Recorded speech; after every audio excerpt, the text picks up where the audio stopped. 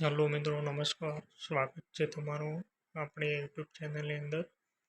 તો મિત્રો, આજે આપણે ચર્ચા કરીશું કે એલઆરડી અને પીએસઆઈના ફોર્મ ભરવાના ચાલુ થઈ ગયા છે જે 26 તારીખથી, એટલે કે કાલથી.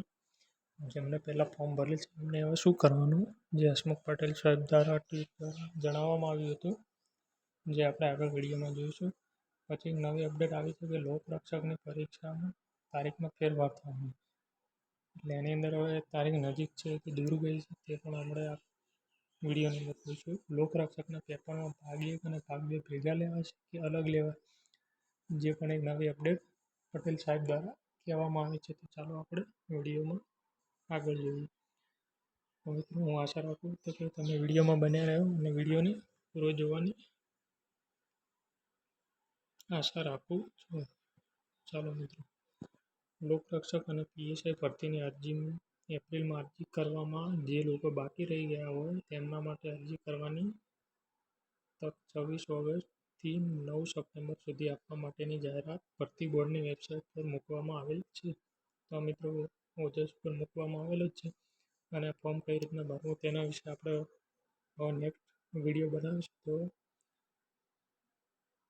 મિત્રો, વિડીયો તમને જોવા વિનંતી છે. 26થી માંડીને 9 સપ્ટેમ્બર સુધીમાં તમે ફોર્મ ભરી દેજો, પછી બાકી ના રહેતા નથી ફરીથી હવે ચાન્સ નહીં મળે. ત્યાર પછી લોકરક્ષક અને પીએસઆઈ ભરતીમાં એપ્રિલમાં બાકી રહી ગયેલા ઉમેદવારો માટે અરજી કરવાનું ગઈકાલથી ઓજસ પર શરૂ થઈ ગયેલ છે, જે 9 સપ્ટેમ્બર સુધી ચાલુ રહેશે. જે ઉમેદવારોએ ભૂતકાળમાં અરજી કરેલ છે તેઓ કોઈપણ કારણસર અરજી કરી શકશે નહીં. એટલે કે જે મિત્રો અરજી કરી ચૂક્યા છે તે મિત્રો અરજી કરી શકશે નહીં. જેમને બાકી છે તે જ અરજી કરે અને ડબલ ફોર્મ થશે તો મિત્રો ફોર્મ રિજેક્ટ થવાની શક્યતા છે, અને તમે પરીક્ષા માટે બેસવાના લાયક પણ નહીં રહેવાનો. તમારો કોલ લેટર પણ લગભગ ના નીકળે, એટલા માટે તમે અરજી કરેલી હોય તો ફરી અરજી ના કરતા. ત્યાર પછી અત્યારે ખોલવામાં આવેલ ઓનલાઈન અરજીની વિન્ડો માત્ર એપ્રિલમાં અરજી ન કરી શકનાર ઉમેદવારો માટે જ છે. જે આગળ હતું એને જ છે મિત્રો. તો તમે આ ભૂલ ના કરતા કે ફરીથી આપણે ફોર્મ ભરી દઈએ, ફોર્મમાં કંઈ ભૂલ હોય તો પણ, કારણ કે જે મિત્રોને ઉંમર નથી થઈ, જેની ગ્રેજ્યુએશન નહોતું થયું તેવા મિત્રો માટે જ છે. ત્યાર પછી હસમુખ પટેલ સાહેબ દ્વારા એક મહત્ત્વની વાત કરવામાં આવી છે કે ઉમેદવારો લોકરક્ષક પાર્ટ A અને પાર્ટ B બંનેનો સમાવેશ એક જ પેપરમાં થશે. બે એક જ પ્રશ્નપત્રમાં લેવા જાય. પાર્ટ A અને પાર્ટ B અલગ અલગ એવું નહીં, પાર્ટ A પહેલાં લીધો પછી એના કલાક પછી પાર્ટ B લેવાય એવું પણ નથી. બંને પેપર સાથે અને બંને એક જ પેપરમાં આવશે. તો મિત્રો, આ કન્ફ્યુઝન પણ દૂર કરીએ. ત્યાર પછી કેટલાક ઉમેદવારોનો પ્રશ્ન છે, પીએસઆઈ અને લોકરક્ષક બંને ભરતીની પરીક્ષાનું માધ્યમ ગુજરાતી છે, અને પીએસઆઈની અંદર જે અંગ્રેજીનું પેપર આવે તે અંગ્રેજીમાં લે, બાકી તે સિવાયનું બધું ગુજરાતીમાં જ આવશે. ત્યાર પછી મિત્રો એ પણ પ્રશ્ન હતો કે પીએસઆઈ ભરતીના બંને પ્રશ્નપત્રો મોટે ભાગે એક જ દિવસે લેવા, એટલે બે પેપર આવે, જે મેથ્સની અંદર બે પેપર આવે તે બંને એક જ દિવસે લેવાશે એવું હસમુખ પટેલ સાહેબ દ્વારા કહેવામાં આવ્યું છે.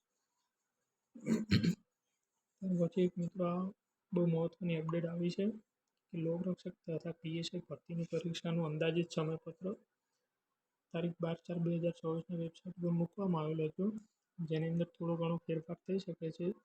પરીક્ષા જે ફેબ્રુઆરીમાં લેવાની હતી તે હવે ડિસેમ્બર જાન્યુઆરીમાં લેવાની શક્યતા છે, એટલે કદાચ, કારણ કે 1 મહિના જેવું સમય ઘટી ગયો. તો મિત્રો, તો આપણે તૈયારીની ઝડપ રાખવાની છે, જલ્દીથી સિલેબસ પૂરો થાય. અને હસમુખ પટેલ આ તો અંદાજિત છે, હજી કદાચ આનાથી પણ વહેલી લઈ શકે.